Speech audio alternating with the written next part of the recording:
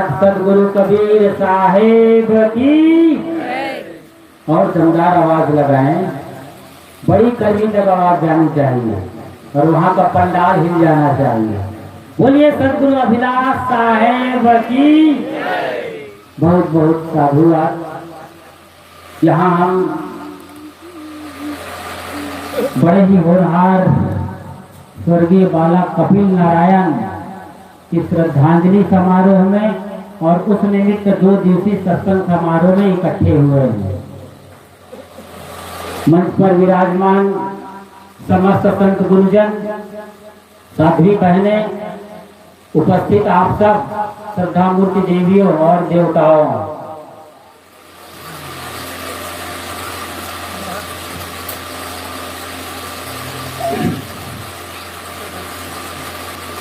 सिद्धानाम कपिलो मुनि, ये लाइन है गीता का। सिद्धानाम कपिलो मुनि, स्वयं श्री कृष्ण कहते हैं कि मैं सिद्धों में कपिल मुनि हूँ। कपिल बहुत बड़े नाम है सांख्य दर्शन के प्रणेता।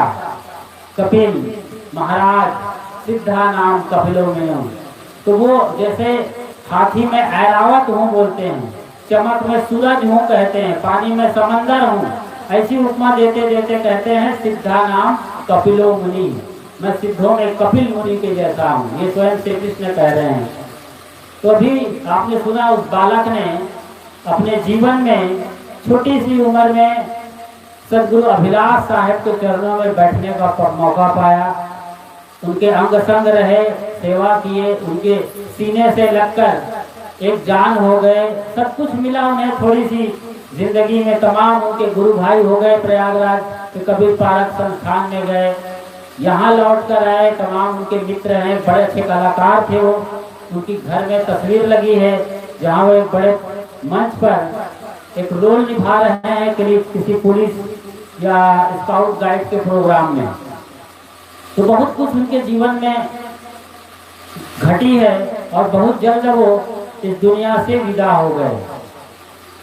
जो बड़े क्रांतिकारी होते हैं, जिनको कुछ बड़ा करने का होता है, छोटा फटाका बड़ा धमाका, तो कुछ लोग इस तरीके से होके गए हैं इस दुनिया में। खुदीराम बोस 17-18 बरस में फांसी के फंदे में झूल गए थे। देश को आजाद कराने में अग्रगण्य भूमिका निभाए थे खुदीराम बोस। भगत सिंह की उम्र भी ज्यादा नहीं रही है, 20-22 साल की रही है जब उन्हें अंग्रेजों ने फांसी के फंदे पर टांग दिया था या फिर रावी नदी के तट पर जला दिया था उनकी लाश को। कैसी कैसी घटनाएं होती हैं। ऐसे ही देखते हैं तो हमारे देश के शंकराचार्य, जो सबसे बड़े नाम है, सनातन के प्रणेता कहे जाते हैं, सनातन के मसीहा हैं आचार्य शंकर। वो केवल 32 बरस में भारत की चारों दिशाओं में 4 मठ कायम कर अपने जीवन लीला ही समाप्त कर गए। थोड़ी सी उम्र मिली थी 32 बरस की, और इतनी कम उम्र में वो सनातन धर्म का झंडा देश के कोने कोने में, गांव के गली गली में गाड़कर चले गए। ऐसे ही कबीर पारक सिद्धांत की बात करें तो सदगुरु पूरण साहेब, वो भी इसी 32 बरस के आसपास बीजक पर अपनी भावात्मक टीका लिख गए, व्याख्या लिख गए, त्रिज्या लिख गए। त्रिज्या गद्यात्मक है, त्रिज्या लिख करके चले गए। बीजक का बढ़िया वो रहस्य खोल दिए और आज उनकी टीका प्रामाणिक टीका मानी जाती है सदगुरु कबीर साहब को समझने के लिए। ये छोटी छोटी घटनाएं हैं। ऐसे ही 7 के बाद 8 बहनों के बाद उनका जन्म हुआ था इस घर में। अभी बड़ा चमत्कार है कि 8वां बच्चा कहते हैं कि कंस का काल होगा, वो यहाँ पर आए थे एक बड़ा काम करने के लिए, क्योंकि हर बच्चा काल नहीं होता है। वो कृष्ण के नाम पर तो चक्कर में खा गए थे कंस, और हर बच्चे को मार रहे थे शुरू से लेकर, उनकी बहनों तक को नहीं छोड़ा। लेकिन कपिल जब आए तो घर में खुशहाली आई होगी, स्वाभाविक सी बात है। इस देश में बेटियों के बाद बच्चा होता है 4, 6, 8, तो पूरा गांव खुश होता है, ना सिर्फ घर। स्वाभाविक है खुशी हुई होगी, लेकिन वो होनहार बालक बहुत लंबा समय लेके नहीं आया था, केवल 16 बरस का टाइम लेके आया था। और 16 बरस के अंदर 16 बरस को जवानी का शिखर कहा जाता है। वहीं पर आदमी अटके रहना चाहता है। हर आदमी चाहता है कि 16 बरस पर मेरी उम्र रुक जाए, मेरी जो सुई है शरीर की वो अटक जाए और मैं हमेशा जवान खूबसूरत 16 साल पर अटका हुआ आदमी मालूम पड़ता रहूं। लेकिन ऐसा होता नहीं है। नियति को कुछ और मंजूर था और वो कोई एक छोटी सी एक्सीडेंट या दुर्घटना की वजह से हम सबके बीच से चले गए। आज उनकी यादगिरी है, यादें हैं, उनसे बहुत कुछ सीखने का वक्त हम सबके बीच में है कि छोटा समय मिला हो, छोटी उम्र मिली हो, इस पर रोना नहीं है, लेकिन कुछ ऐसे कर जाना है जो दुनिया हमें याद करे। आज कल अभी यहाँ इसमें नवरात्र का मौसम चल रहा है। पिछले 19 या 17 तारीख से नवरात्रि का सीजन जोर शोर से चल रहा है और अभी आने वाले 26 और 27 इन दोनों तारीख को रामनवमी का त्योहार मनाया जाएगा। रामनवमी मतलब राम का जन्म हुआ था तिथि के अनुसार, दोनों दिन ये तिथि पड़ रही है।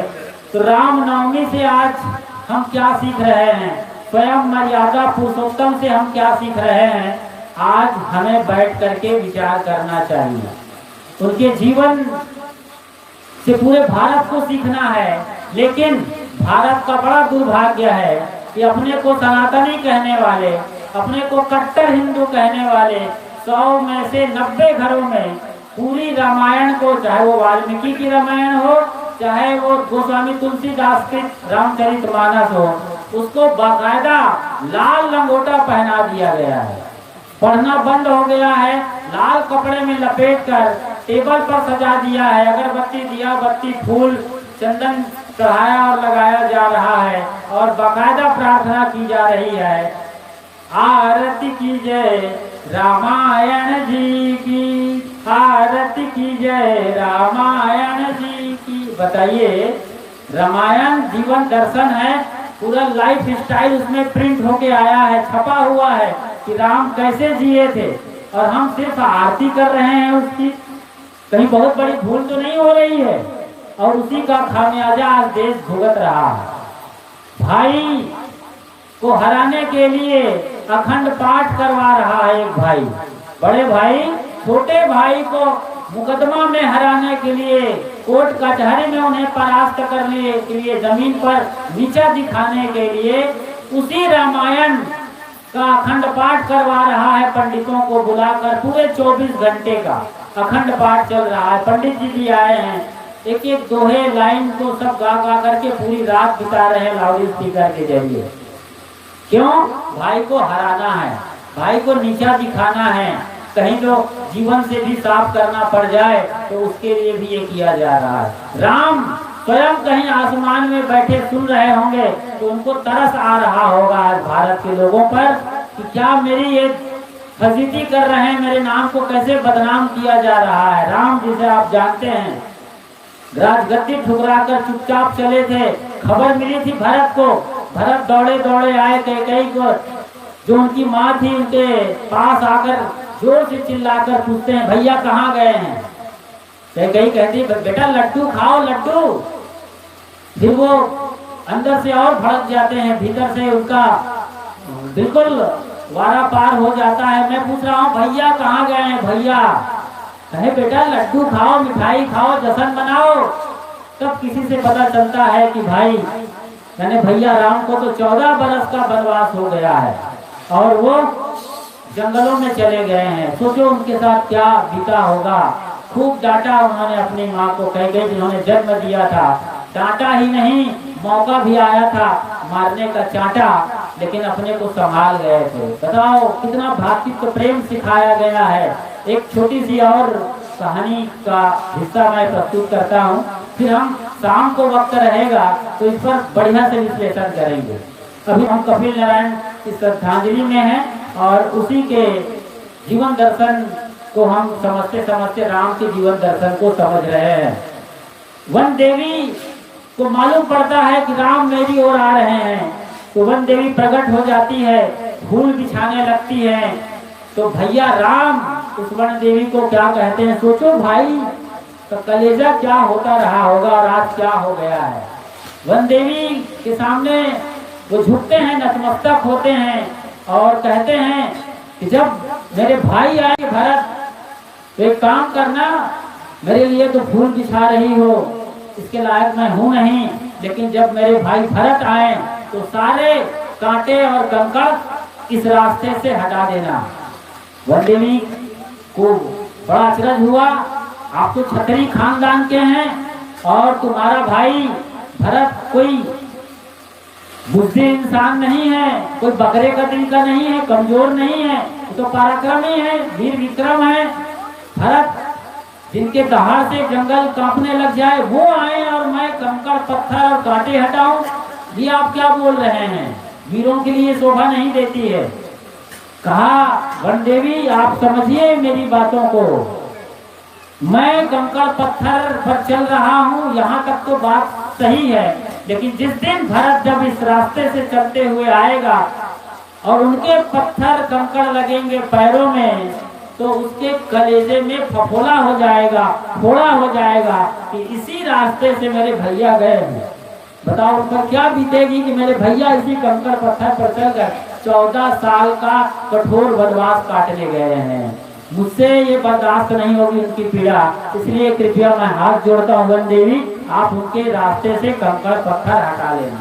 और आज हम तलवार से भी गर्दन उड़ाना पड़ जाए भाई का तो उसके लिए तैयार हैं, गोलियों से ही छलनी किए जा रहे हैं।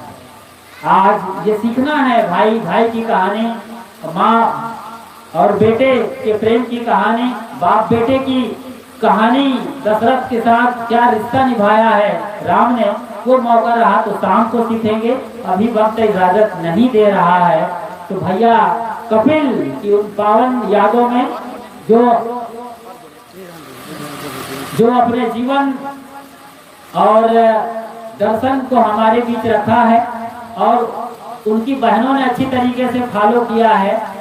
उनके जाने के बाद शायद उनकी उससे बड़ी बहन भगवती साहब साध्वी हुई, शायद मुझे सही, यदि मैं ऐसा ही हूँ, उनके जाने के बाद है ना, तो उनके ही रास्ते में वो चल रही हैं, उनका परिवार चल रहा है, 3 बहनें आप सब जान रहे हैं, साध्वियाँ हैं, तो उनको भी हम वंदन और अभिनंदन करते हैं और यहीं पर अपनी वाणी को विराम दे रहा हूँ। बोलिए सदगुरु कबीर साहेब की जय।